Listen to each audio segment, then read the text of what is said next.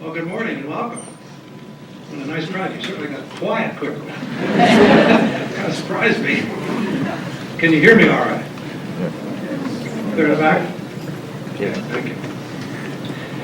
Well, for a business school, you know, it doesn't get much better than this. Having the world's greatest investor come to your campus is quite an honor. Warren Buffett is chairman of Berkshire Hathaway, a holding company whose investments range from Geico Insurance, American Express, and Coca-Cola, to Borsheim's jewelry store in his hometown of Omaha, Nebraska. Mr. Buffett has been described as the god of value investors and the Michael Jordan of the investing game. He began his first investment partnership in the mid-1950s with $100 of his own money. A few years later, he began investing in a struggling Massachusetts textile mill called Berkshire Hathaway.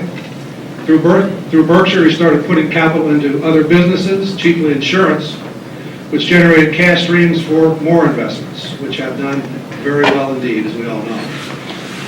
From a share price of about $18 in 1965, Berkshire today trades around $69,100 a share. I think I'm going to go out and buy about 100 shares. Over time, the company's annualized performance is more than double that of S&P 500, and Berkshire today is worth more than $100 billion. But Mr. Buffett is known as much for his unpretentious style as for his lofty success. He has become a champion of investors and is legendary for his aversion to corporate doublespeak. He is rare among CEOs in that he cheerfully admits his mistakes. 3 years ago, he wrote in his annual report that Berkshire would have done better if he'd simply had gone to the movies. There weren't very many years like that since 1965, believe me.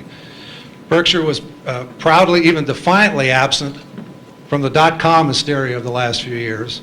And now that the bubble has burst, as we all know, it's Warren Buffett who's having the last laugh. In his most recent letter to shareholders, he wrote, quote, "We have embraced the 21st century by entering such cutting-edge industries as brick, carpet, insulation, and paint. Try to control your excitement," unquote.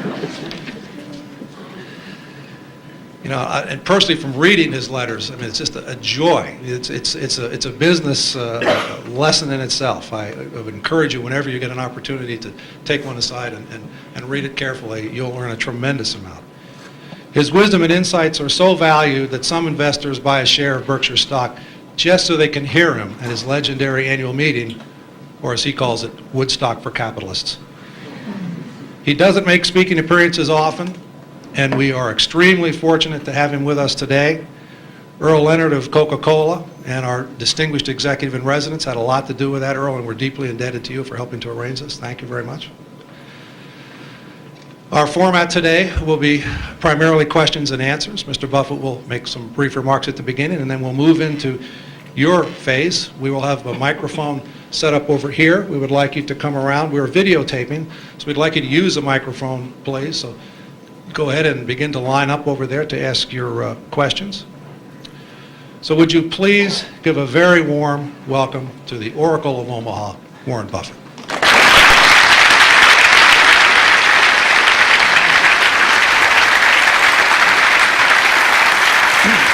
Your mic, so you can go anywhere you want. Okay, yeah, right. Thank you. Testing. 1 million, 2 million. Great. Okay.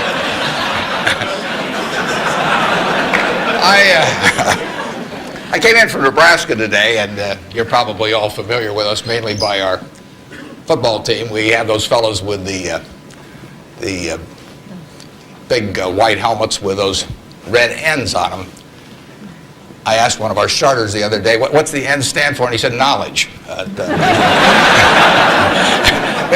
We make it tough on them, though. I mean, you don't coast through Nebraska just because you're a football player. They major in agricultural economics. And there's a two-question final for all of the players. And first question is, what did old MacDonald have?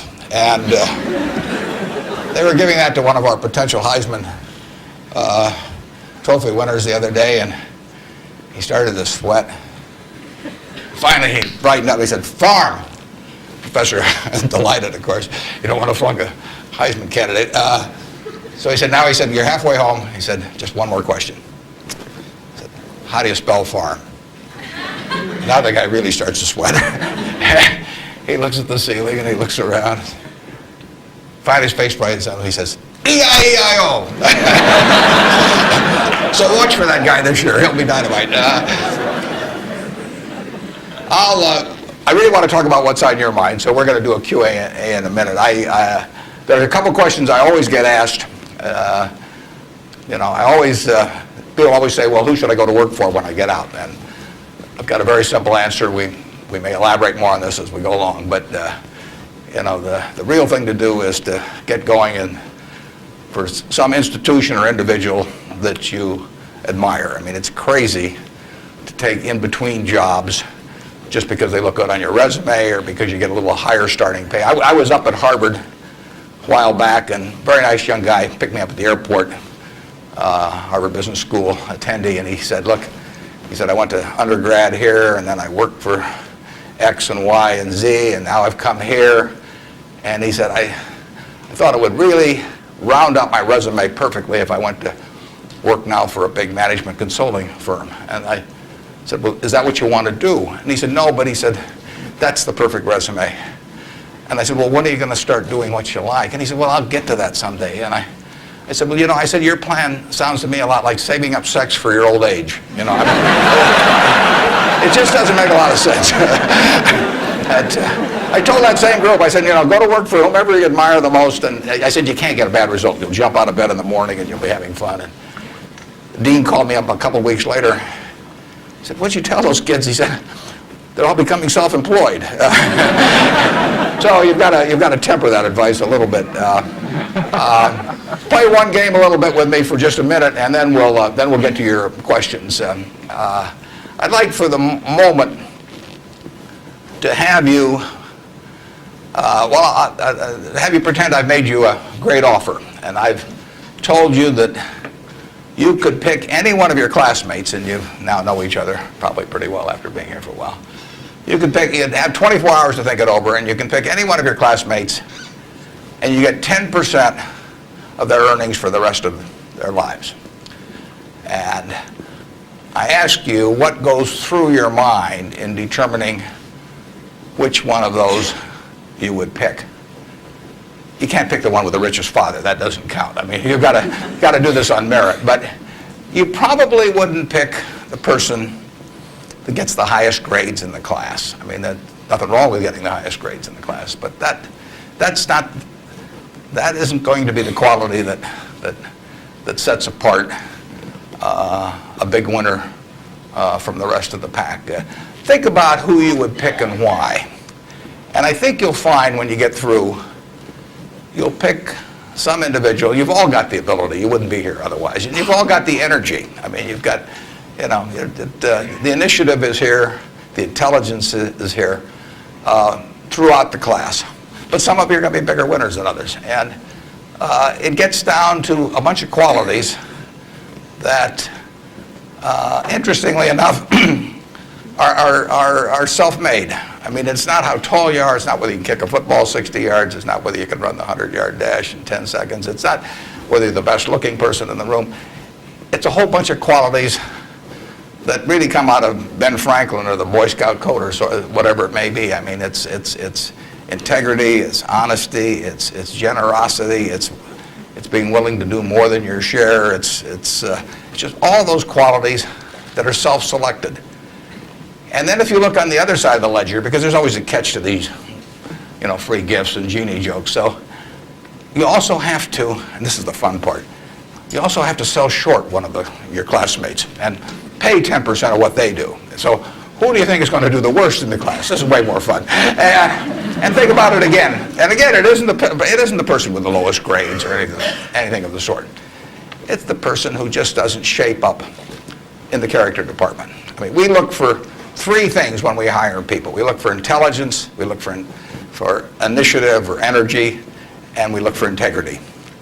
And if they don't have the latter, the first two will kill you. Because if you're going to get somebody without integrity, you want them lazy and dumb. I mean, you don't want them smart and energetic. So it's that third quality, but everything about that quality is your choice. You can't change the way you are wired much, but you can change a lot of what you do with that wiring. And it's the habits that you generate now on those qualities, or those negative qualities. I mean, the person who always, claims credit for things they didn't do, that always cuts corners, that you can't count on. I mean, in the end, those are habit patterns.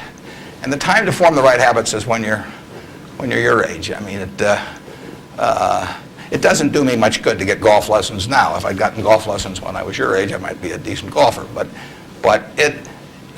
someone once said the chains of habit are too light to be felt until they're too heavy to be broken. And I see that all the time. I see people with habit patterns that are self-destructive when they're 50 or 60, and they really can't change them. They're imprisoned by that.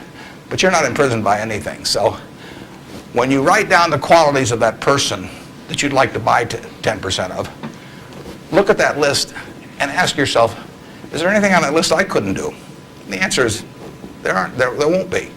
And when you look at the person you sell short and you look at those qualities that you don't like, if you see any of those in yourself, egotism, whatever it may be, selfishness, you can get rid of that. I mean, that is not ordained.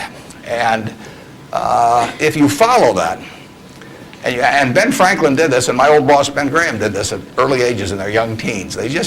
Ben Graham looked around and he said, who do I admire? And he wanted to be admired himself, and he said, why do I admire these other people?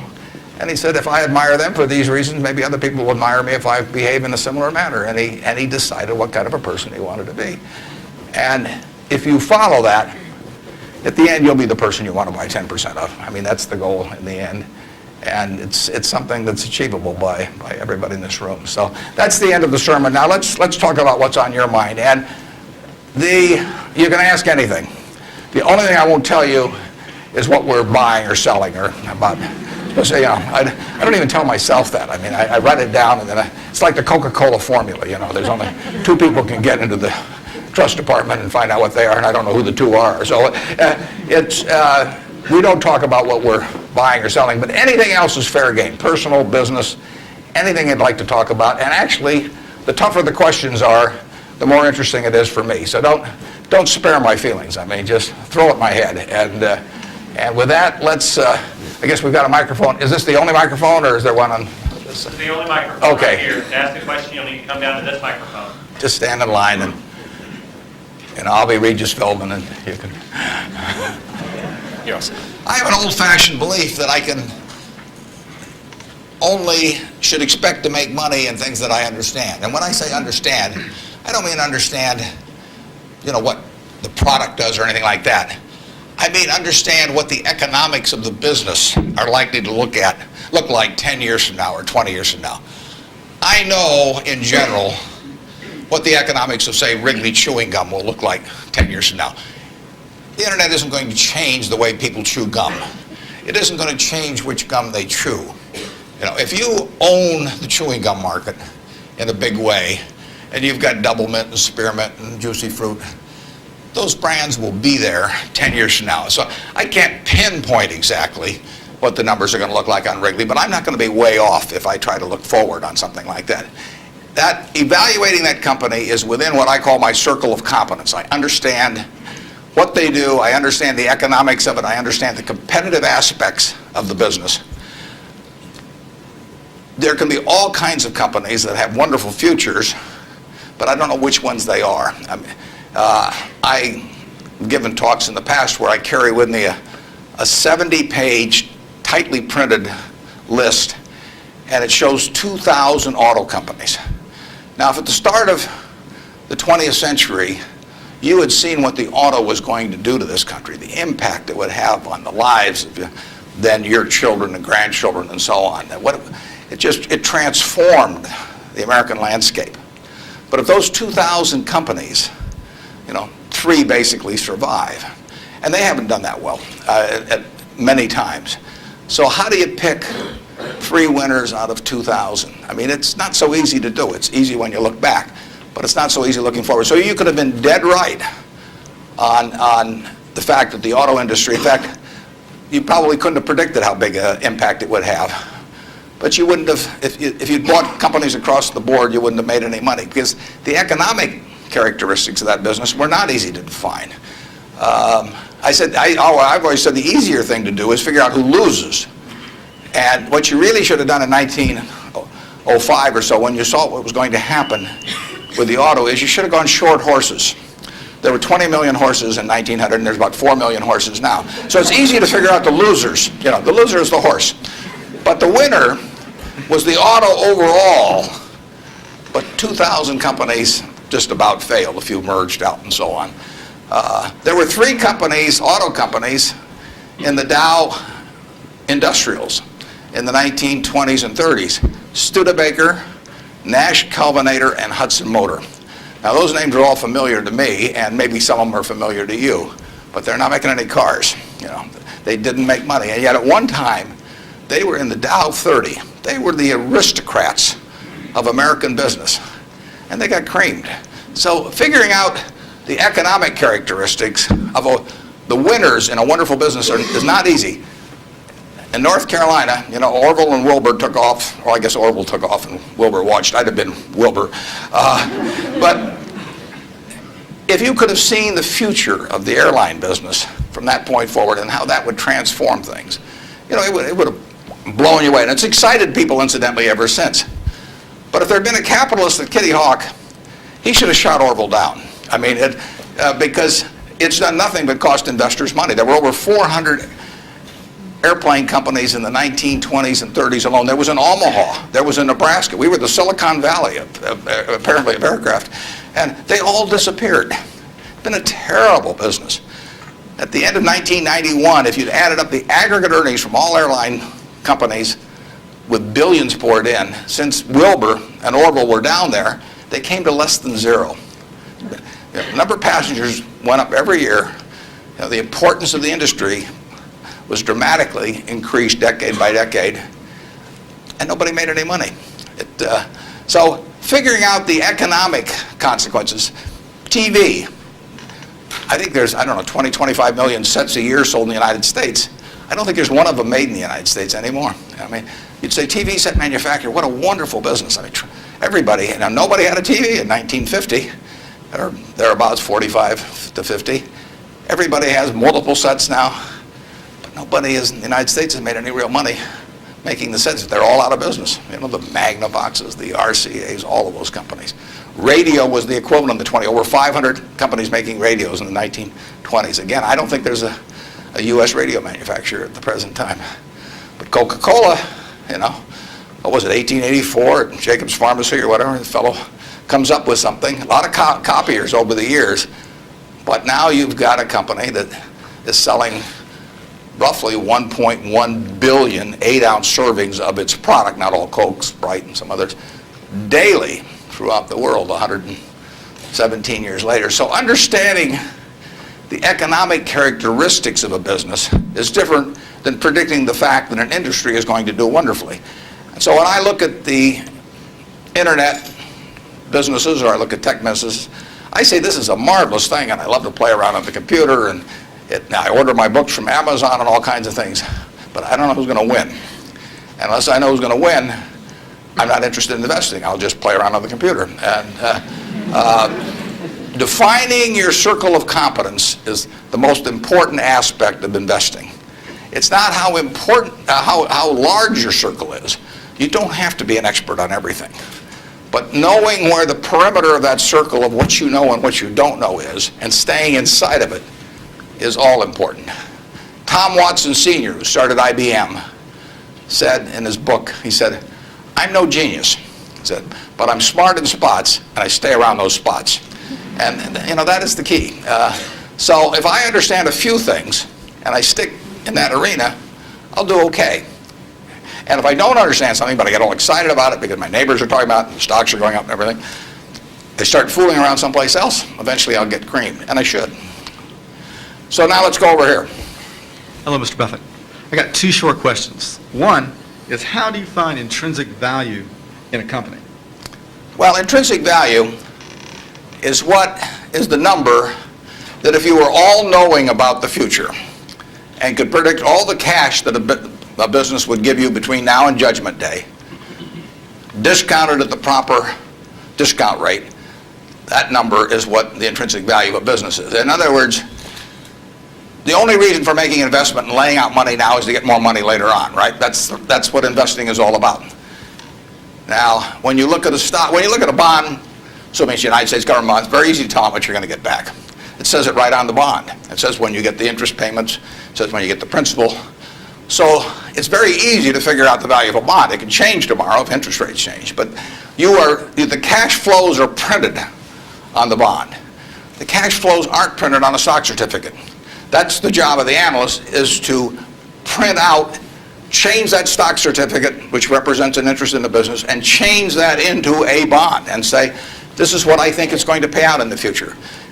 When we buy, some new machine for Shaw to make carpet, that's what we're thinking about, obviously, and you all learn that in business school. But it's the same thing for a big business. If you buy Coca-Cola today, the company is selling for about $110 to $15 billion in the market. The question is, if you had 110 or 15 billion, you wouldn't be listening to me, but I'd be listening to you incidentally. But the question is, would you lay it out today to get what the Coca-Cola company is going to deliver to you over the next 200 or 300 years? The discount rate doesn't make much difference as you get further out. And that is a question of how much cash they're going to give you. It isn't a question of, it isn't a question about how many analysts are going to recommend it or what the volume in the stock is or what the chart looks like or anything. It's a question of how much cash it's going to give you. That's the only reason. It's true if you're buying a farm. It's true if you're buying an apartment house. Any financial asset. Oil in the ground, you're laying out cash now to get more cash back later on. And the question is how much are you going to get, when are you going to get it, and how sure are you? And when I calculate intrinsic value of a business, when we buy businesses, and whether we're buying all of a business or a little piece of a business, I always think we're buying the whole business because that's my approach to it. I look at it and say, what will come out of this business and when? And what you really like, of course, is them to be able to use the money they earn and earn higher returns on it as you go along. I mean, Berkshire has never distributed anything to its shareholders, but its ability to distribute goes up as the value of the businesses we own increases. We can compound it internally, but the real question is, Berkshire selling for, we'll say, 105 or so billion now. What can we distribute from that 100? If you're going to buy the whole company for 105 billion now, can we distribute enough cash to you soon enough to make it sensible at present interest rates to lay out that cash now? And that's what it gets down to. And if you can't answer that question, you can't buy the stock. You can gamble in the stock if you want to, or your neighbors can buy it. But if you don't answer that question, and I can't answer that for internet companies, for example. There are a lot of companies, there are all kinds of companies I can't answer it for, but I just stay away from those. Number two. So you got formulas involved in finding intrinsic values on certain companies. I mean, you've got a mathematical system set up. Discounted present value of future cash, yeah. Okay.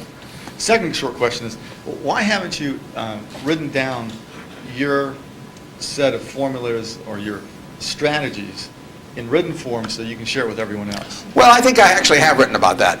If you read the annual reports over the recent years, in fact, the most recent annual report, I use what I've just been talking about. I use the illustration of Aesop. Because here Aesop was in 600 BC. Smart man, wasn't smart enough to know it was 600 BC, though. I mean, would take a little foresight. But Aesop, in between tortoises and hares and all these other things, he found time to write about, birds. And he said, a bird in the hand is worth two in the bush.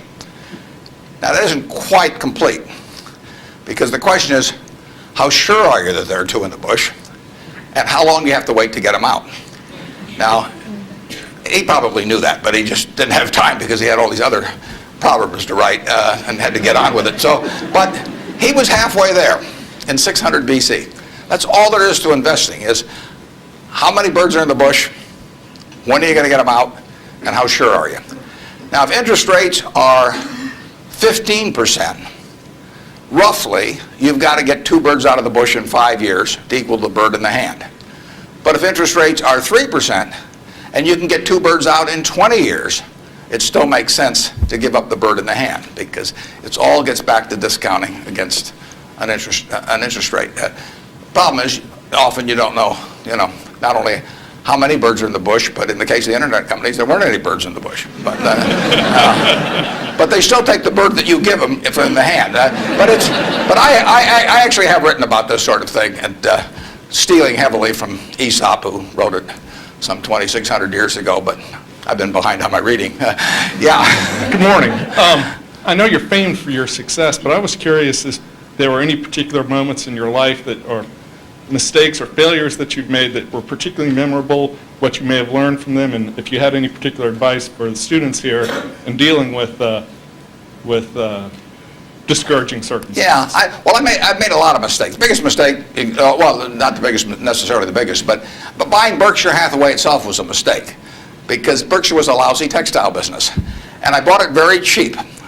I'd been taught by Ben Graham to buy things on a quantitative basis. Look around for things that are cheap.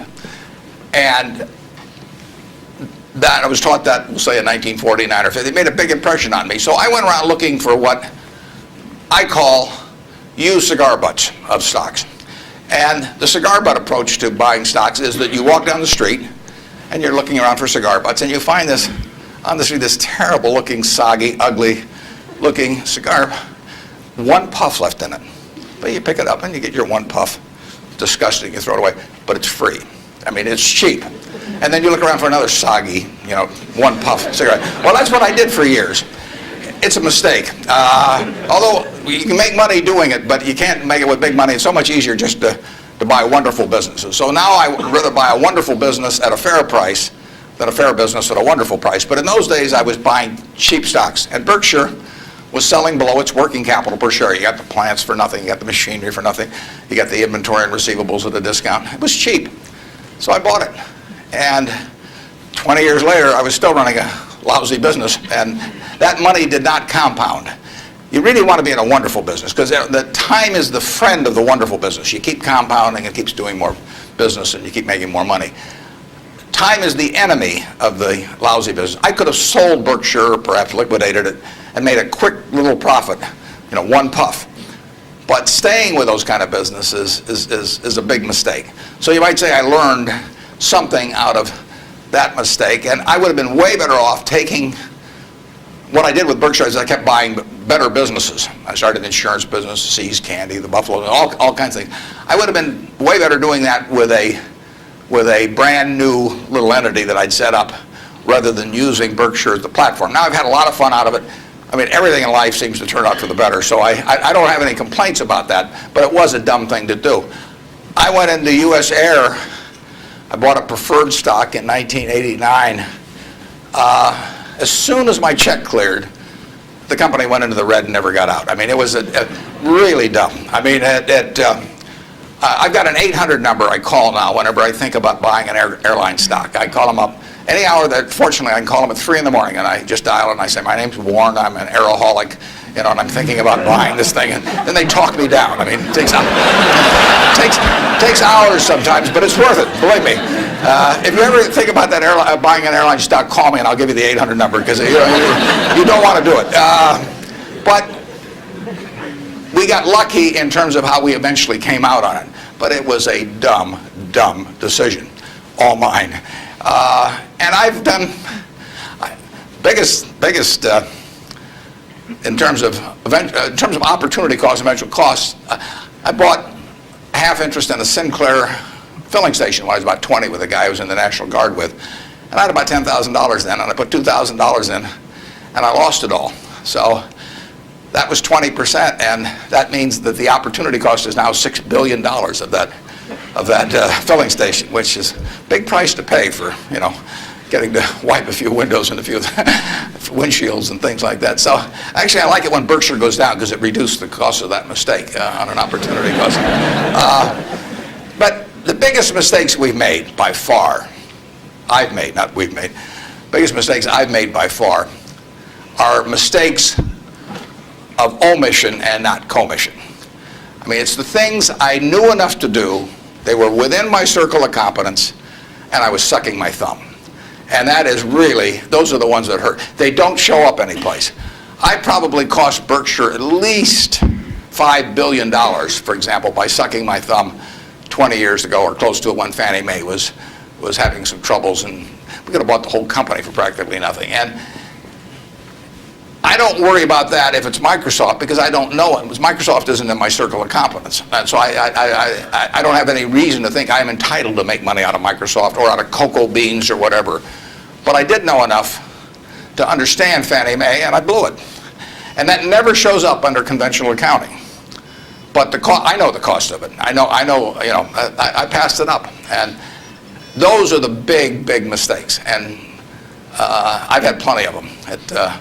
And unless I tell you about them in the annual report, and I resist the temptation sometimes, unless I tell you about them in the annual report, you're not going to know it because it doesn't show up under conventional accounting.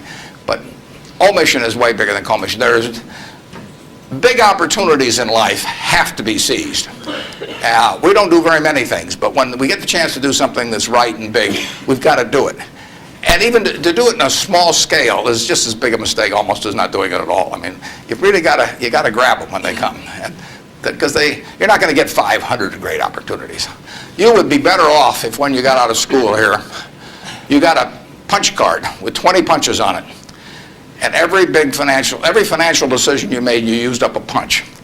You'd get very rich because you'd think through very hard each one. I mean, you went to a cocktail party and somebody talked about a company, you didn't even understand what they did or couldn't pronounce the name, but they made some money last week and another one like it.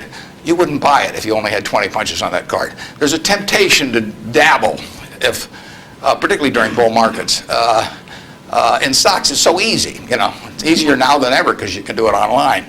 Just you click it in and maybe it goes up a point and you get excited about that and you buy another one the next day and so on. You can't make any money over time doing that. But if you had a punch card with only 20 punches, you weren't going to get another one in the rest of your life, you would think a long time before every investment decision. And you would make good ones and you'd make big ones. And you probably wouldn't even use all 20 punches in your lifetime, but you wouldn't need to. Yep. Mr. Buffett, good morning.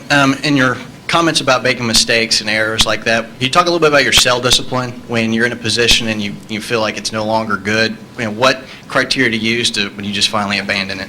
Yeah, when I started out, the sell situation has changed over the years because when I started out, I had way more ideas than money. I mean, I would go through Moody's manual. I went through it page by page, and then I went through it again page by page. And I found stocks in there that I could understand that were selling at like 2 times earnings, even 1 times earnings. Well, when you only have $10,000, that can get a little frustrating. And if you don't like to borrow money, which I never like to borrow money, so I was always coming up with more ideas than I had money. So I had to sell whatever I liked least to buy something new that just was compelling to me. And for a long time, I was in that mode. And now our problem is we have more money than ideas. If you look at our annual report, which is on the internet at our homepage, BerkshireHathaway.com, you'll see something in the back called the Economic Principles of Berkshire. And you will see, which I believe in setting out for my partners. They are my partners. I don't look at them as shareholders. I look at them as partners. They're going to be my partners for life. So I want to tell them how I think. And if they don't agree with the way I think, that's fine, but I don't want them to be disappointed in me. So I lay out there and I say, in terms of our wholly owned businesses, we're not going to sell no matter how much anybody offers us for them. I mean, if somebody offers us 3 times what something is worth at See's Candy, the Buffalo News, Borsheim's, whatever it may be, we're not going to sell it. I may be wrong in having that approach. I know I'm not wrong if I owned 100% of Berkshire because that's the way I want to live my life. I've got all the money I could possibly need.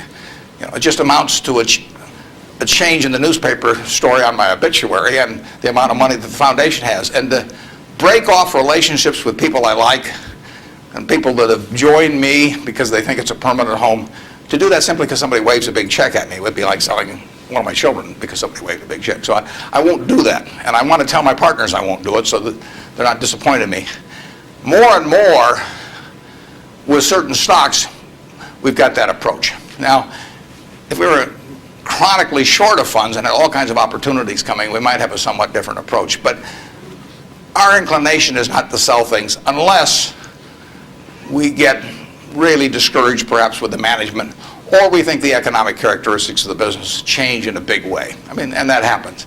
So, but we're not going to sell simply because it looks too high, in all likelihood. I mean, You can't make that 100%, but that's the principle under which we're operating. We're generating right now $5 billion of cash a year at least, so it's $100 million every week. And just not, we've been talking here half an hour and I haven't done a damn thing. It's, the real question is how do you put it out intelligently? And if we were selling things, it'd be just that much more. So there may come a time when that would change. But we want to, and I have partners, shareholders, partners, who would say, if you can get 3 times what See's Candy's worth, why don't you sell it? And that's why I want to be sure before they come in, they know how I think on that. I mean, they're entitled to know that. You really want, think for a minute, if you're going to get married, and you want a marriage that's going to last. Not necessarily the happiest marriage, or one that Martha Stewart will talk about or anything, but you want a marriage that's going to last. What quality do you look for in a spouse? One quality. Do you look for brains? Do you look for humor? Do you look for character? Do you look for beauty? No. You look for low expectations. I mean, that is the marriage that's going to last. Both have low expectations. I mean, and I want my partners to be on the low side on expectations coming in because I want the marriage to last. It's a financial marriage when they join me at Berkshire, and I don't want them to think I'm going to do things that I'm not going to do. So that's our guiding principle. The advice is all free, and your marital advice, everything else. Next. Good morning. Mr. Buffett, I have a question regarding evaluation of the soundness of investment.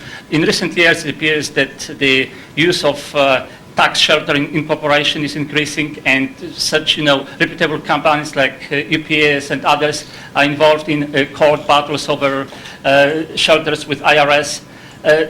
And as we know, most of these transactions are fairly artificial, but yet there is a profit there. From the investor perspective, do you think it's beneficial for investor that the company that they invest are involved in those shelters? And if so, do you think it would be helpful if those transactions are disclosed in statements, meaning the notes to statements? I'm not sure I got that 100%. George, could you? I will repeat. Earl, did you? Shortly. Yeah. If you think that involvement of corporations that you invest, or anybody for that matter invest in tax shelter, which is by some definition... tax shelters? Right. I've never used one. I'm not saying so. I'm asking if you know that a corporation is involved in such activity that is beneficial in short term, would you think that that's helpful for investors?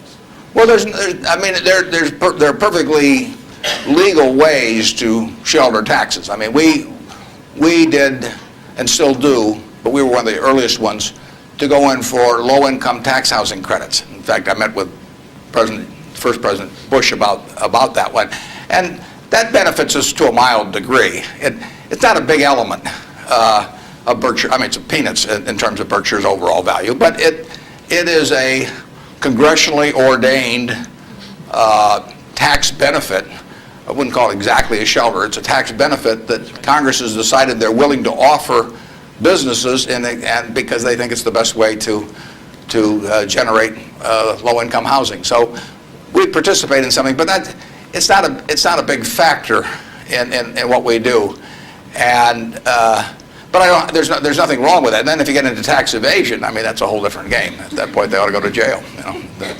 But certain businesses, some insurance companies are reincorporated in Bermuda, and you can save a lot of taxes. You have to meet certain other tests which we wouldn't want to meet. But if we were willing to meet those other tests, there's nothing illegal or immoral about us moving to Bermuda. We're not going to do it. And but if the restrictions weren't there, I mean, the tax code is the rule book, and you follow the rule book. I think some of the things people do in terms of bending that rule book get very close to fraud and sometimes cross the line into fraud. And when they do, I think they ought to be prosecuted. But that's another game. And incidentally, there has been more pushing on that, I would say, in the last 5 years, and certainly was my experience earlier. And there are more.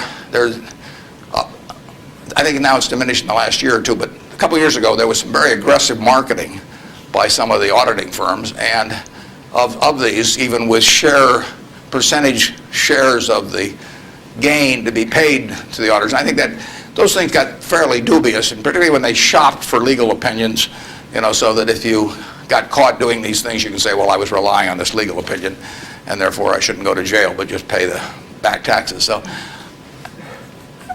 I don't know of anything we're associated with that has done that, but obviously if they push too far, we don't want to be there. Thank you. Yep.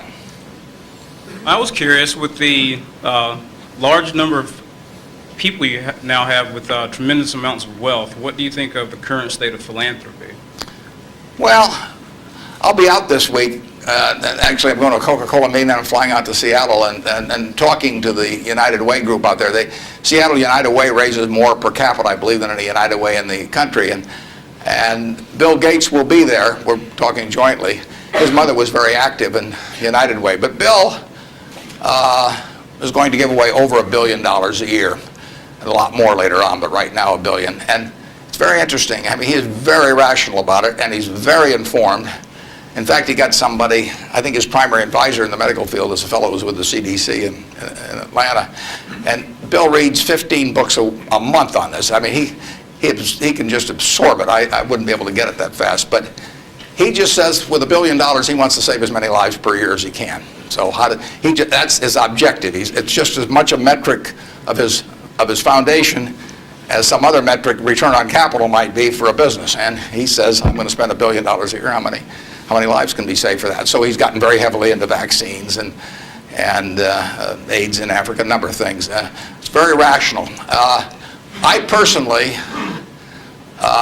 think all of my 99-point-something% of my net worth will go to a foundation after the latter of my wife and I die. I mean, it's all going to go to a foundation. As far as I'm concerned, I got it from society. It's going to go to society. I've written a letter to my trustees, and I've got very few trustees. If you got a whole bunch of trustees, in my view, they just homogenize themselves down to sort of a lowest common denominator, because you get 30 people in a room, and prestigious people, but they'll all have their particular alma mater, and they'll all have their particular hospital, and it'll become a big trade-off game. It'll be a little like Congress.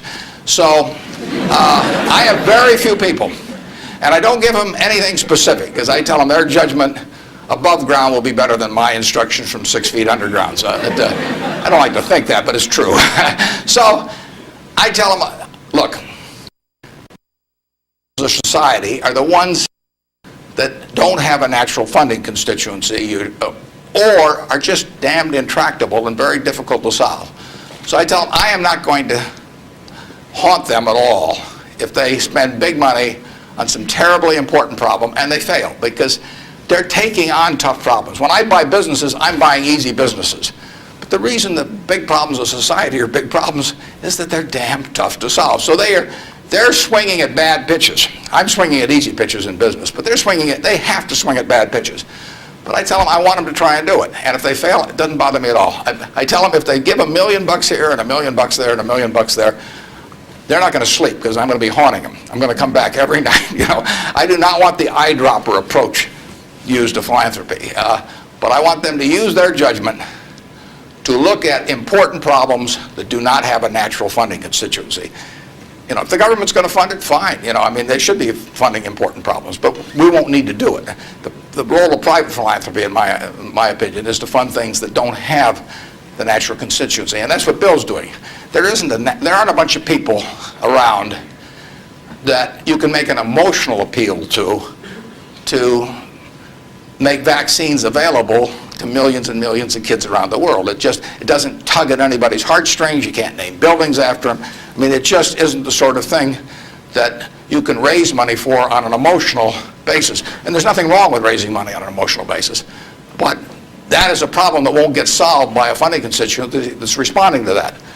But Bill is responding to what in his mind is the important thing, which is saving lives, and he doesn't care whether he gets his name on a building or whether anything happens or whether anybody knows about it. I mean, he gets publicity just because of the scale he's on, but he doesn't care about that. I can promise you that. So that's my philosophy, is that I got this money not because I'm a superior human being, not because I've done more for society than other people.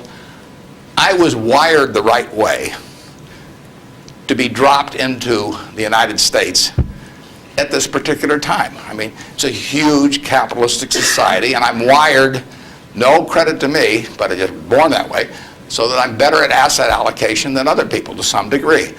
Just like other people are better at all kinds of other things. And I was with 2 teachers out at Sun Valley that are doing more for society than I am, and this market system does nothing for them. Market system does all kinds of things for me. Gates says if I'd been born 5,000 years ago, I'd have been some animal's lunch, because I can't run very fast, and I can't climb trees. I mean, and I could tell that animal was chasing me, wait till you see how I could allocate assets, But it wouldn't have made any difference. So here I am, I'm born now, just very, very lucky. And the odds when I was born in 1930, the odds were 50 to 1 against me being born in the United States. That's a terrible set of odds to face. And yet I was dropped down here, And if I'd been dropped down in Peru or someplace or China, I mean, I wouldn't have had a chance. So society is what does it for you. And it should go back, in my view, it should go back to society. If you've been lucky enough to be dropped into a society where your particular wiring pays off big, that's just luck. And there's nothing wrong with being lucky. I don't feel guilty about it or anything else, but I also don't feel that, I feel I have a lot of fun doing what I do, but I feel the money should go back into society, and it should go back as intelligently as it can. And the best way to do it intelligently is to have high-grade and intelligent people administering it at the time. And you don't know the problems that are going to be out there 10 years from now or 20 years from now or 30 years from now. But I do know if I've got a small number of high-grade, smart people, and high-grade is more important. If you gave me 20 extra points of IQ, but cheated a little on the high grade, I wouldn't take it, because they got to be. There's so many chances to do things in a petty way, or to try to. I mean, people get subverted in their own minds to their own interests rather than the interests of the institution. So I really want super high-grade people doing it, and I've got them. And I think the money might do a lot of good, it may do no good, but it'll be operating in fields where if it does some good, that good probably wouldn't have been done otherwise. Yep. I was just wondering, there's a lot of differences between the recent boom and bust in the stock market and the one in the 1920s. But there's also a lot of similarities, and those similarities are allowing people to draw the conclusion that stock prices will be depressed for some time to come. Where do you disagree and agree with that conclusion? Well, the whole century is quite interesting. If you take the 20th century, it was an unbelievable century for the United States. The GDP per capita, and that's the way to think of it, as per capita. Sometimes they talk about our GDP versus Europe's, but if their population's the same every year and ours goes up 1%, you've got to, in the end, you got to have a divisor as well as a numerator. And so GDP per capita in the 20th century in the United States went up 610%. Actually, qualitatively, it went up far more than that, because you can't really measure certain things in medicine or whatever it may be, and improvements. But just on a quantitative basis, it went up every single decade, including the decade of the 30s. So here you had 100 years when basically the U.S. citizenry was improving their lot decade by decade by decade. The 30s, it was up 13%. Best decade was World War II. The 40s, it's up 36%. The worst decade was the First World War. So you get, sometimes the analogy, you can get in trouble on analogies. But in any event, it was a huge period. Interestingly enough, there were 6 big periods in there for the stock market in both directions. There were 3 big bull markets. From 1900 to 1921, the Dow went from 66 to 71, less than a 10% move in 20 years. less than 0.5% a year. You got dividends too, but 0.5%. So it didn't move. From 21 to 29, as you point out, it went from 71 to a high of 381 in September of 1929. Went up 500%. Well, obviously, the well-being of the country didn't go up 500% during that period, and the well-being of the country went up a whole lot more than 10% during that first 21 years. So you got this very uneven development. Then from September 1929 until the end of 1948, the Dow went from 381 to about 180. It was cut in half. And that was 18 long years.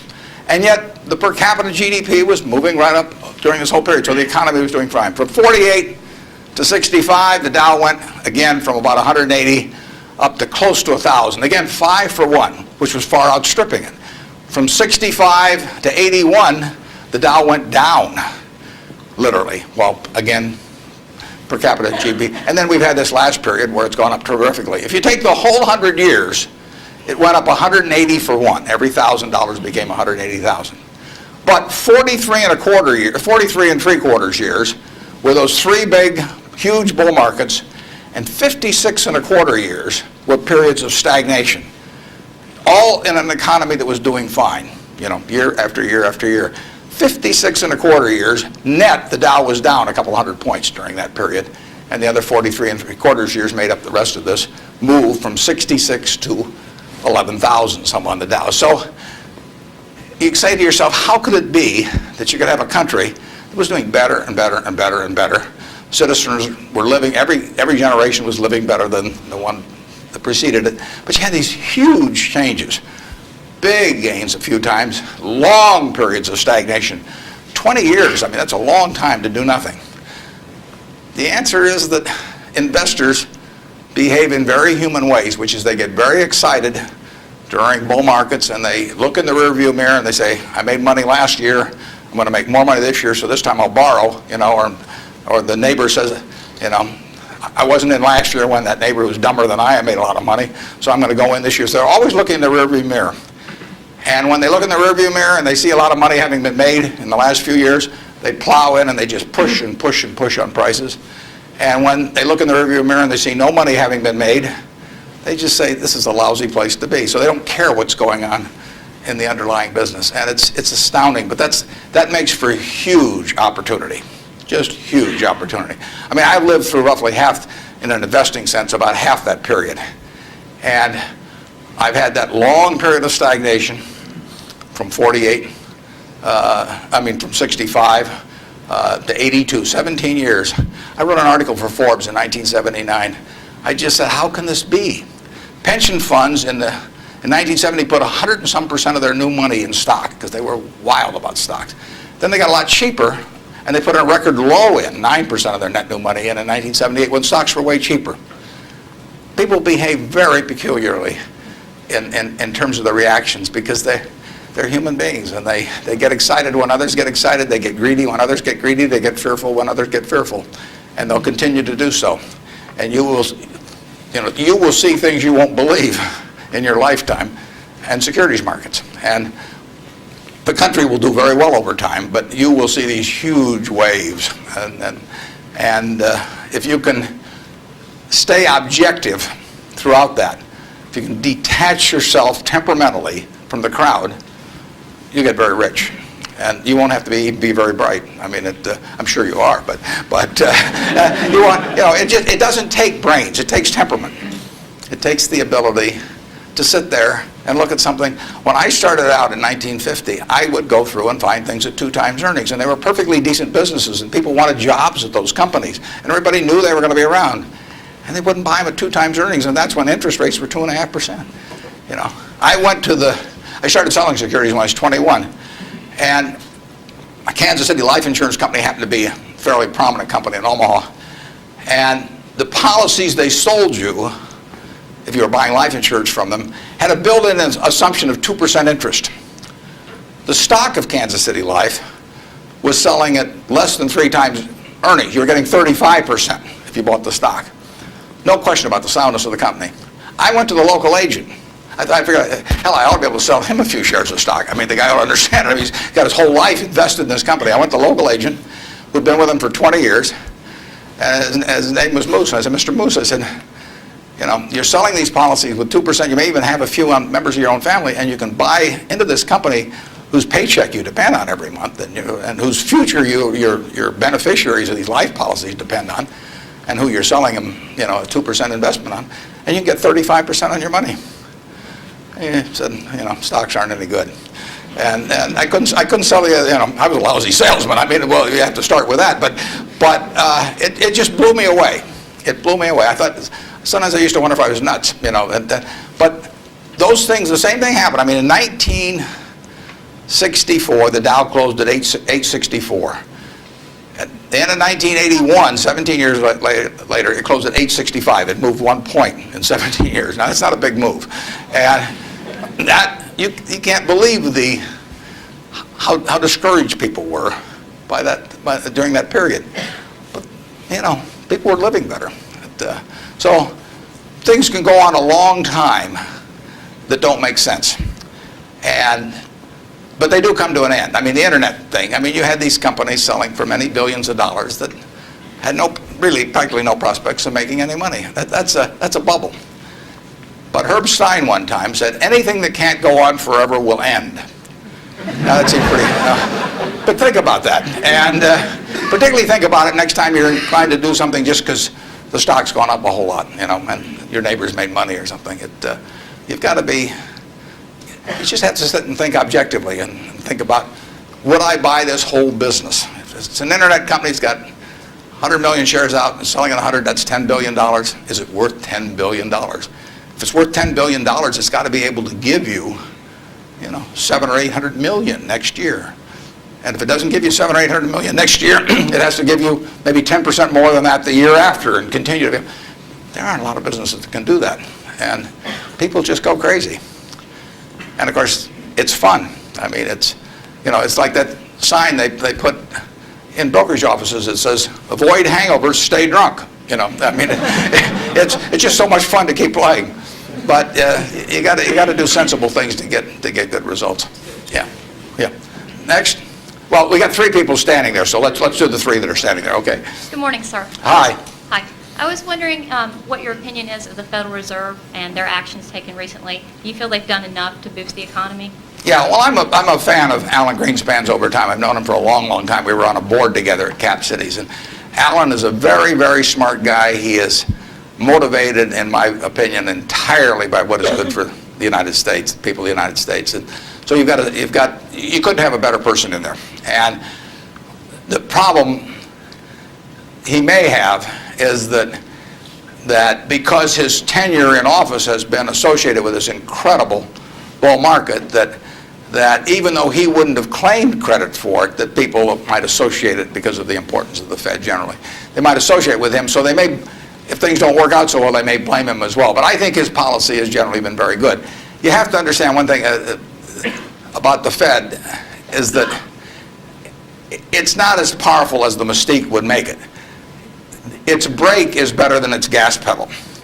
When the Fed wants to put on the brakes, we go for the windshield. I mean, you know, the economy just, they can put on the brakes. Paul Volcker did it. He broke inflation by doing it. But I mean, when he put on the brakes in that period around 1980, I mean, people hated him. He was crucified for it, but it was the right thing to do. And he could do it. He did it all by himself. And and it was the only way because of the momentum that inflation was generating. It was the only thing it was what was needed then. Enormously unpopular. It's much harder for a Greenspan to put on the brakes because nobody wants him to put on the brakes, plus he's so visible. But he's put them on sort of gradually. But stepping on the gas pedal, he does not necessarily get the same result. It may help, but there are 1,000 other variables operating. And as you see in Japan, you know, you can get down to 0 interest rates and you can't stimulate anything. So it isn't like the Japanese haven't read the same books we've read about economics. I mean, they've read Keynes and they've read the whole thing. So we're not smarter than they are. We don't have any secrets they don't have, but they don't know how to get their economy going. And, you know, their GDP there has gone no place, you know, in the last 5 years, and there's still problems around. So easy money doesn't solve everything, but Greenspan could very well get blamed for the fact that he hasn't solved everything, and it's just not in his power to solve it. He can help in various ways, but I don't think you could have anybody better, and I think he's done the right thing to this point, but the right thing may not be quite as effective as people may hope that it would be. In economics, you always want to ask, and then what? You'll read in the paper, well, what happens if the Japanese start selling our government bonds, or what happens if they dump the dollar? They can't dump the dollar. There's no way to dump dollars. You can, or at least dollar assets, because if the Japanese want to sell our government bonds, if they sell them to us, they get a time deposit or a demand deposit at Citi, or they still own a dollar asset. If they sell them to the French, they may get some assets from the French, but now the French have it. I mean, the only way you can reduce foreign investment in the United States is to change it around so they're consuming more than from us, more than we're consuming from them. I mean, when we buy a television set from Japan, if we buy more television sets from them than they buy equivalent consumables from us, the exchange, what balances things is we give them some investment type asset, whether it's cash or a U.S. government bond or our stocks or our movie studios or our real estate or different things. And the only way that reverses is when we start running a trade surplus, which we're miles away from. So logically, if you read classic economics, you would believe that our currency would have been weaker over the recent years, and that it would be weak now. But there are other things operating, and that's one of the problems about economics, is there's never just one variable.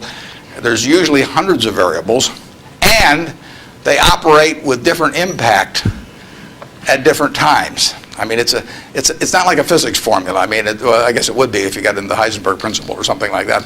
But the formula has a lot of the same variables year after year, but the relative importance of those variables and how they interact with each other is never exactly the same. And that's what we find out, the Japanese find out, everybody finds out. And foreign currency, or the value of our dollar and currency rates, are defying what you would expect based on history. But as somebody said, if history were a perfect guide, the Forbes 400 would all be librarians. They just go and look it up in the books, and they'd always know all the answers. But history doesn't repeat itself, as Mark Twain said. History doesn't repeat itself, but it rhymes. I mean, things come back, but they don't quite come back in the same form. And we'll understand all this perfectly in a few more years, why the dollar's behaved the way it has. But I think it would be useful net for the U.S. if the dollar were less strong. Yes, Mr. Buffett, thanks for taking my question.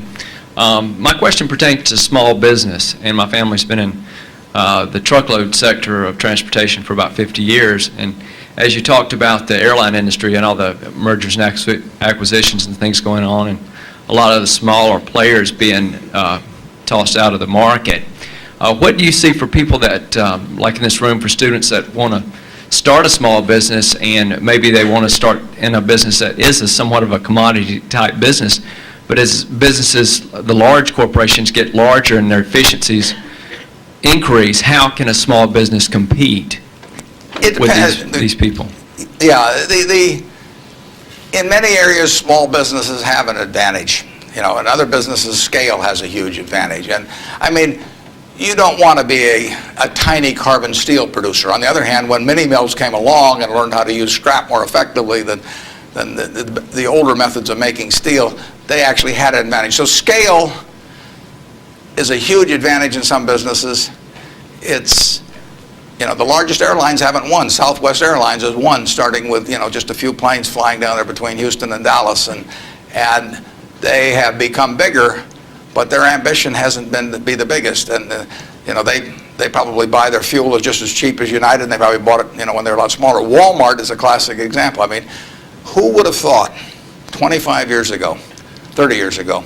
I mean, here was Sears with a 100-story plus building in Chicago, had access to money far cheaper than Sam Walton. I mean, Sam Walton's credit was not as good as Sears. Every supplier wanted to do business with Sears. Nobody had ever heard of Sam. Every real estate developer who was developing a new shopping center went first to Sears, and Sam got the short end. So here's a guy starting in Bentonville, Arkansas, And he kills them over time. Just plain kills them. And disadvantage in buying, disadvantage in borrowing, disadvantage in real estate. Advantage, Sam Walton, and his ability to inspire, in the end, hundreds of thousands of people to be enthusiastic about going to work and doing the right things over time. So I would be just as optimistic about small business generally. Now, there's certain areas where scale is just plain important. But I see no disadvantage. We intentionally at Berkshire, we have 112,000 employees, more in Georgia than in any other state in the union, incidentally. We employ a lot up near Dalton, and we employ a lot of people in Macon at Geico.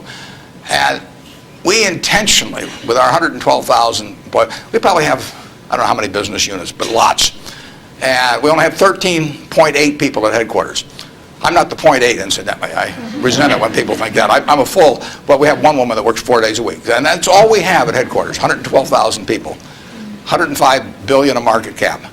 But we intentionally keep our units small. We think, we want them to have the nimbleness, the responsiveness to the customer particularly, that will turn them, that essentially will more than offset anything that the scale of having maybe a little more purchasing power or something will develop. We own a home furnishings business in Utah, run by a fellow named Bill Child. He was featured in Fortune about one issue ago. The cover story was God in Business. Bill was the #1 illustration. Bill took that business from his father-in-law when it was doing $250,000 a year, and he now has over half the business in Utah in his field, about close to $400 million. He built it by thinking about the customer. And the truth was, he was competing with Sears, he was competing with Levitt's, was a huge furniture retailer in the past. He was competing with everybody. But all he thought about from the moment he got up in the morning was, how do I take care of my customer? And that wins. We have a business in Omaha, some of you may have heard of. It's the largest home furnishing store in the world. In Omaha, which only has a SMSA of 650,000 people. It's on 72 acres. It does $325 million in one location, which happens to be $500 for every man, woman, and child in the SMSA, but it draws from beyond that. That business comes about, or has resulted from an investment of $500 in 1937 by a woman who walked out of Russia in 1921. She walked out, got on a peanut boat, landed in Seattle with a tag around her neck. She couldn't speak one word of English. The American Red Cross looked at the tag. It said Fort Dodge, Iowa. They got her to Fort Dodge, Iowa. She couldn't pick up the language. She was there 2 years. She said she felt like a dummy. So she came to Omaha because there were other Russian Jews there, and she'd at least have somebody to talk to. Her little girl started school, Frances. Frances would come home at night and teach her mother the words she learned in school that day. That's how this woman, Rose Blumpkin, learned the English language, but from her daughter from kindergarten on, teaching her the words. She brought 7 siblings over from Russia, one at a time, $50 every time she saved $50. She sold used clothing and other works. She got her 7 siblings over, her mother and father, and by 1937, 16 years after she got here, she saved $500. She got on a train, went to Chicago, to the American Furniture Mart, which was this huge, impressive thing. She was smart as hell, but she thought like a peasant in a way, and she saw this building and she decided to name her company the Nebraska Furniture Mart. She went in and bought $500 worth of, she bought about $2,000 worth of merchandise. All the way back to Omaha, she worried because she thought, I owe $1,500, and she only had a $500 equity. So she got to Omaha. She took the bed, the sofa, the refrigerator out of her own home to sell fast so she could get the money so she could pay on time. She took that business and built it from that start. No one would sell to her. She went into court 4 times because the carpet manufacturers tried to keep her from selling at a discount, and she went into court and told the judge, because she figured out ways to buy this stuff in various nefarious ways from had other people buy it for her, and she said, look, I pay $3 a yard for this carpet. Brandeis sells it for $6.98. She says, I sell it for $3.98. Just tell me, Judge, how much you want me to rob people. She defended herself. Papers wrote it up. The judge bought carpet from her the next day. I mean, it was marvelous. Brandeis isn't selling anymore. They were the huge department store in Omaha. She put everybody out of business. And the punchline, she worked till she was 103. She sold me the business when she was 89. And she didn't have an audit. I went out to see her one afternoon. I took a check out with me because I knew she wanted to do something. And I said, Mrs. B, here's the money. I said, I don't need an audit. Just tell me whether you owe any money. She said, I've never owed any money since I owed those guys back in 1937. And she said, it's all free and clear. She'd never seen a balance sheet.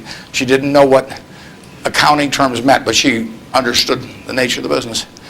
And I told her, I said, I'd rather have your word, than an audit from every one of the big 6 or big 8 or whatever there were, the number at the time of the top auditing firms. And she worked till she was 103.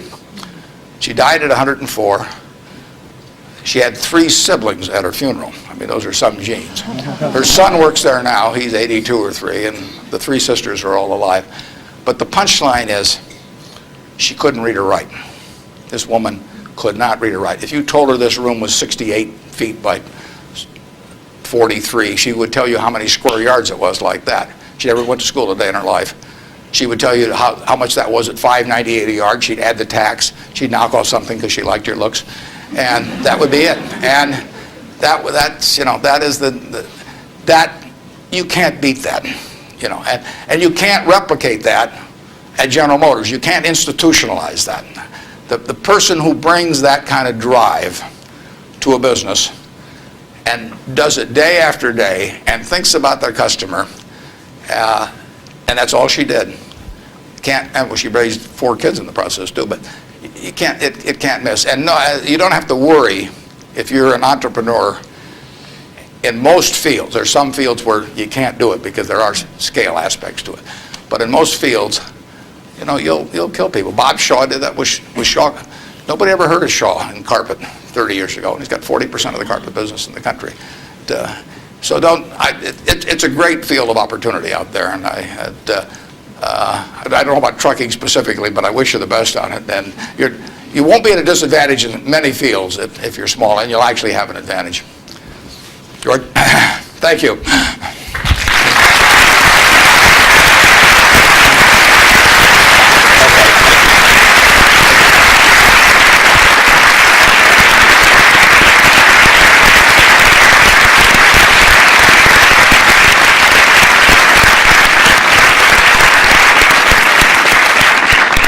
Mr. Buffett, thank you very much for sharing your wisdom and your ideas and your wonderful stories with us today. We are truly honored and pleased that we've had this opportunity to get to know you a little bit better.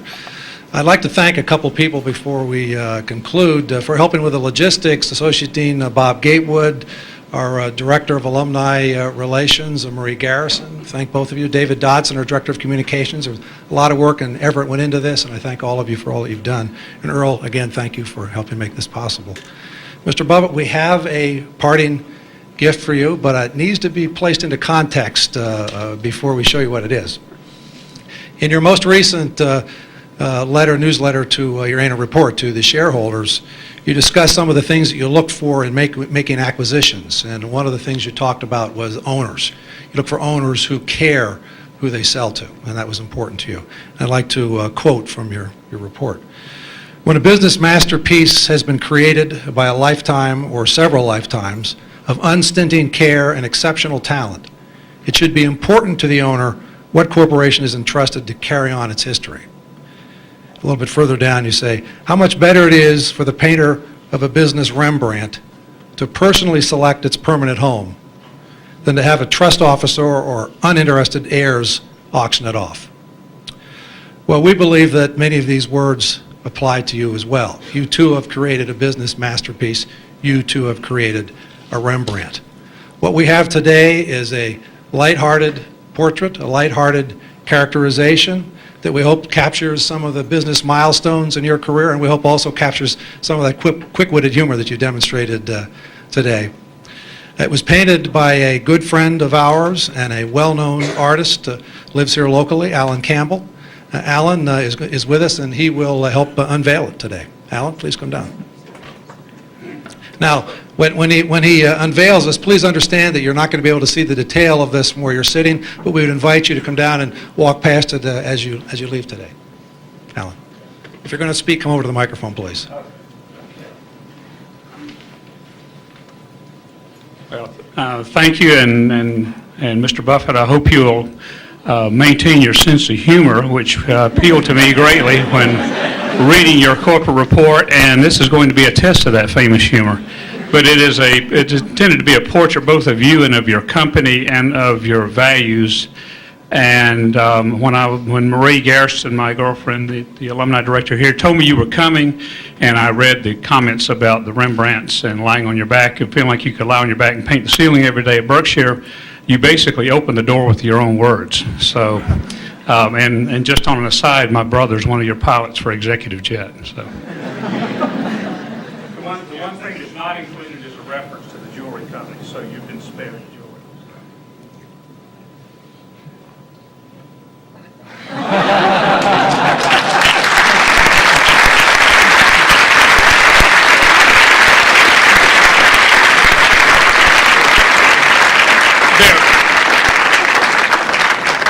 This is based on a very famous Rembrandt self-portrait, if anybody's information. Mr. Buffett will sign autographs. If you've got books with you you'd like him to sign, we'll set up a table down front here as for the next 15 or 20 minutes. If you'd like to take a picture, if you've got a camera with you, please come on up. Don't hesitate. And thank you all for coming and participating today. It was a wonderful event. Thank you very much.